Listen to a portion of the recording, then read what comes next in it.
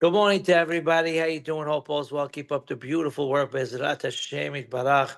May Am Yisrael see good things, hear good things, and may we see the hostages come home. May we see Bezrat Hashem, the soldiers come home. Only Mashiach could help. That's it. Because as much as we're trying over there, it's Shema Yisrael. But not only that, you have these people making anti-Semitic songs, and it's the top. It's the illegal song, and it's the top number one song. That's what rumor has it. Not that I listened to it. If it was Kaltum, it's one thing, but or the '80s. But hell, that is Shema Yisrael. Mashiach's gonna come. All those that had troubles, the troubles are going to go away and they're going to be happy in contrast to all the suffering. That's what Am Yisrael is going to have. Everyone's going to have Refuah shelemah. We're going to have Tahiyat HaMetim, the resurrection, the real resurrection of the dead. And all those people, how you doing? We're going to take your rap songs and you're going to, and Hashem is going to put you, and Bayom Hu Hashem Echad, Ushmo Echad, Be'ezrat Hashem Yitbarach. That's why in Pirkei Avot it says Al tityaesh min hapuraniyot. It says Al tithabel rasha v'al tityaesh min hapuraniyot. What does that mean? Do not cling to wicked people. And why? People think, hey, the wicked people, look how much money they're making, these rappers, and it's all the in thing. Don't worry. Everyone's going to have its day. As they say, every dog has its day. And they're gonna have their day. That's why it says "Al tityaesh min hapuraniyot." We just keep doing what we're supposed to. Be'ezrat Hashem Yitbarach. Israel is the tiniest country, and it's the most important country in the whole world. Our nation, Baruch Hashem, is the royal family of Hashem, and Be'ezrat Hashem, we're all gonna see beautiful things and justice and happiness for all. Be'ezrat Hashem. In merit of you guys learning. We have the holiday of Shavuot coming up. Bezrat Hashem, far away in Wisconsin. Some kids just think it's 2 days off of school, jumping in the pool, going to the beach. It is very nice eating some calzones, but of course, in our community, they make awareness of what this holiday is all about. The entire universe was created for the day of Shavuot, the day Am Yisrael got the Torah. And like we said, the custom is,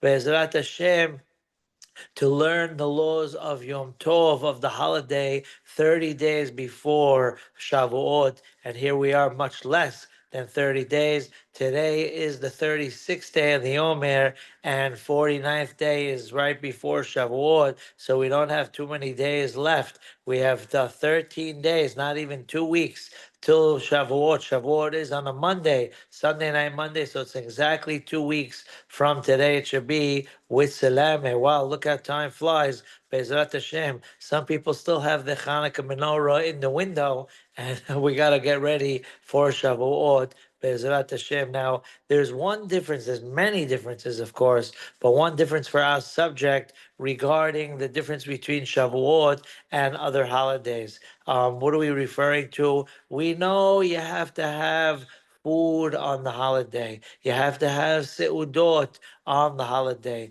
We have to have bread on the holiday. It's not as crucial as bread, let's say, on the night of Sukkot, the first 2 nights, or Masam, the first 2 nights of Passover. But of course, just like Shabbat, on the holiday, we also have to have bread. And thank goodness today, even for the carb watchers, you have the sourdough bread, you have the spelt bread. I can't wait to see what the next thing. Now sourdough is already starting to dwindle down a little. Let's see what the next item will be. But everyone should just eat with good health.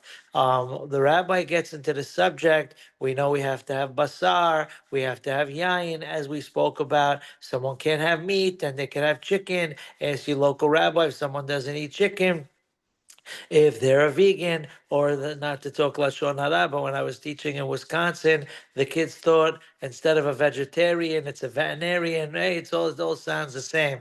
But anyway, back to our subject. You have to have basar. You have to have yayin. But what's the law? God forbid. And today we don't pay attention too much to these things because of TV and movies and maybe a little alcohol. But the law is, what if somebody has a dream that they're not comfortable with? Then there were people who have, God forbid, bad dreams. Now, if person's always nervous and thinks all kinds of things and imagines all kinds of things, those dreams that they have are not something to worry about, because since that's always what's on their mind, so therefore that's why they're dreaming what's on their mind. There was once a rabbi in the Gemara. A Roman soldier told him, "Oh yeah, you consider yourself a rabbi? Tell me what I'm going to dream tonight." How's the rabbi supposed to know what he's dreaming tonight? But the rabbi told him a whole heckin' dream, making up a whole fiction story of this and that and weird things.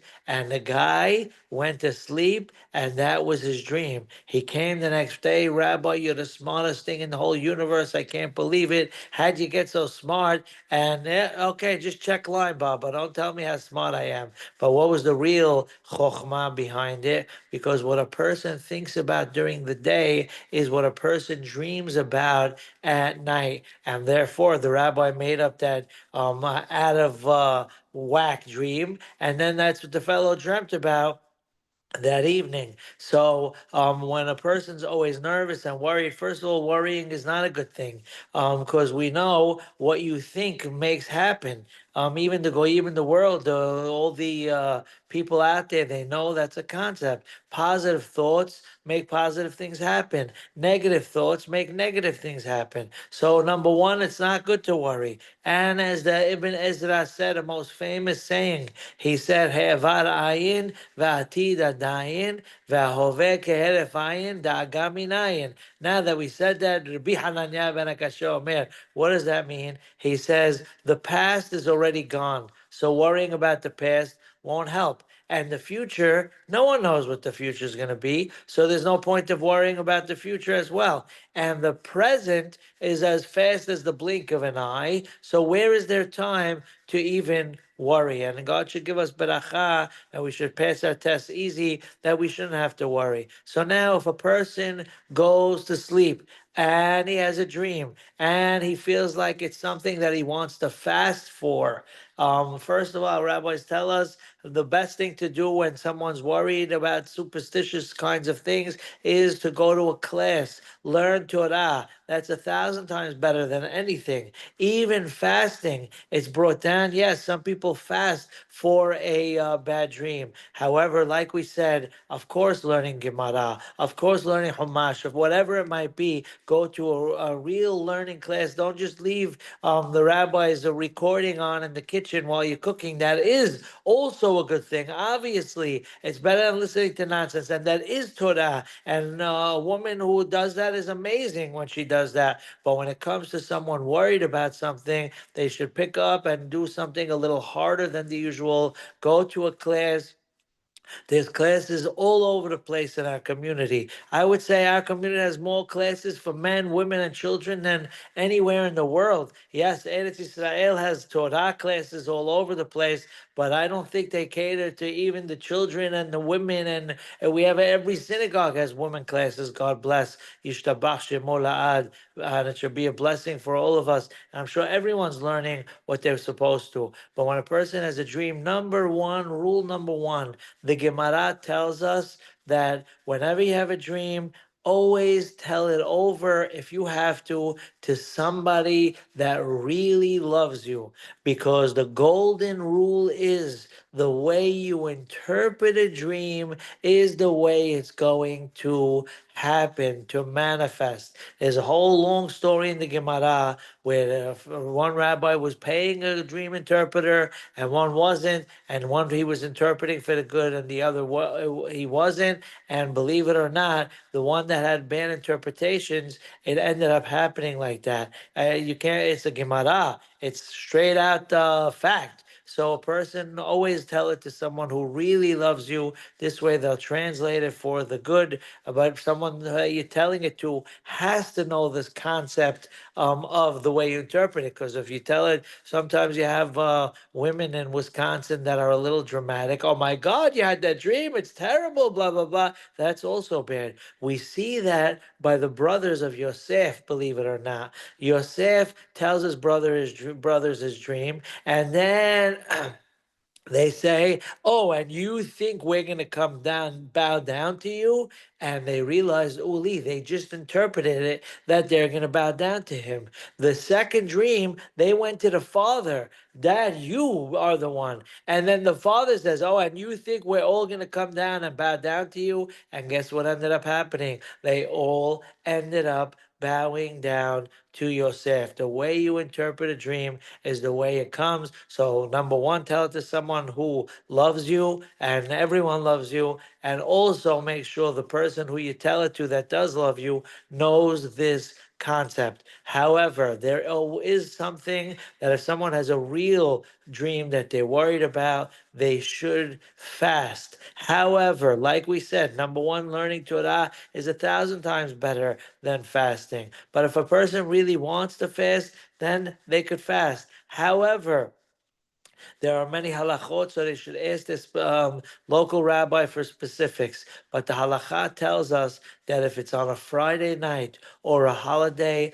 absolutely not. Never, ever, ever do we fast on a holiday or a Shabbat, because the halacha says that we have to eat and we have to enjoy the holiday. And it's from the Torah. It's not from the Chachamim that we have to enjoy Shabbat and the holiday. Therefore, person should not fast on holiday or Shabbat. And if they do, they can't help it. Some people can't help certain things. Then if they can't help it and they fasted, they have to fast one day during the week in order to fix up the sin of fasting on Shabbat or the holiday. How about was asked the question, what's the law if it's Shabbat and the holiday together? Does a person have to fast two fast days in the weekdays because they desecrated holiday and Shabbat? And the answer is no. Since they fasted one day, even though it's a double header, still they only have to fast one day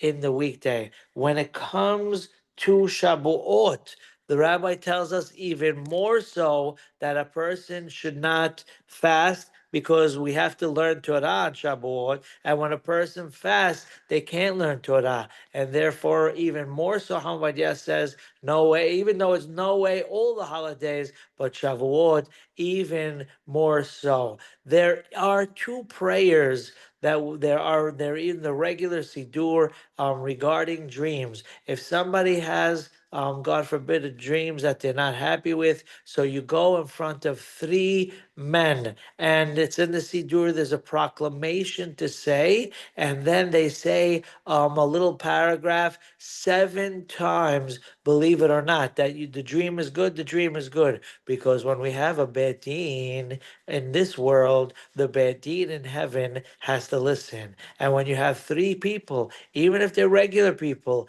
they are considered a bad deen, and therefore the bad deen has to listen in heaven. So therefore, we have someone who wants, who had a dream, then that the name of the prayer is Hatavat Chalom, and it's in the Siddur, and follow the instructions in there. But inshallah, everyone would always have good dreams. And the other thing that they have is when it comes to Birkat Kohanim, when we have Kohanim in Shul.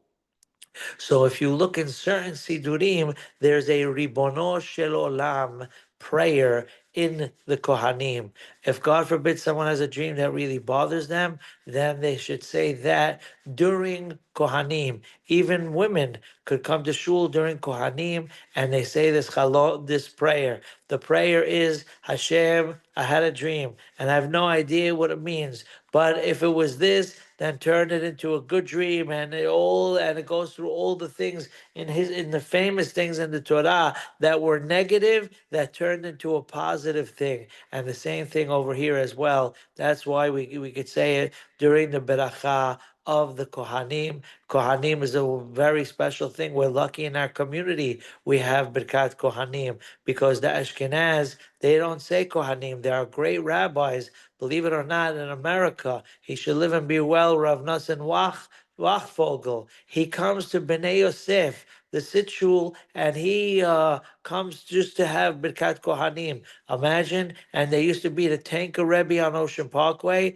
Many years ago, he used to go to Mikdash Melech, and he used to say Birkat Kohanim as well. He used to go for Kohanim. So we have to take advantage of the beautiful Kohanim, the blessing that they give us. So now the question comes up. We know that the halacha tells us you're not allowed to say extra supplications on Shabbat or the holiday. Tehillim, you could say, no problem. But if a person has a book with all kinds of sigulot, Yehi for this, Yehi for that. Are you allowed to say it on Shabbat on the holiday? It's recommended not to. How come? The answer is because on Shabbat and Yom Tov, we're not allowed to cry. We have to be happy. And if someone really, really wants something and he starts saying a prayer for whatever it is, so that prayer might cause them to start crying and get emotional. And therefore, even Birkat Lebanah, we don't like to say initially on a Friday night. That's why we always wait till Saturday night. But if someone's afraid they're going to miss it, then most definitely they can say it on a Friday night. However, the best time to say it, like we said, is Saturday night. BTW, what's with the Saturday night and Friday night? Why can't you say it on Tuesday night? So you can. But because Birkat Lebanah, you're greeting the Shekhinah, so you should be in your Shabbat clothes. You should be in your finest clothing. So that's why we like to say it on Saturday night, but not Friday night, because like we said, we don't say extra supplications. That's why when there's a milah, shalosh yirbu semahot on Shabbat, we don't say, they give out these cards by the Brits, part of the printer's,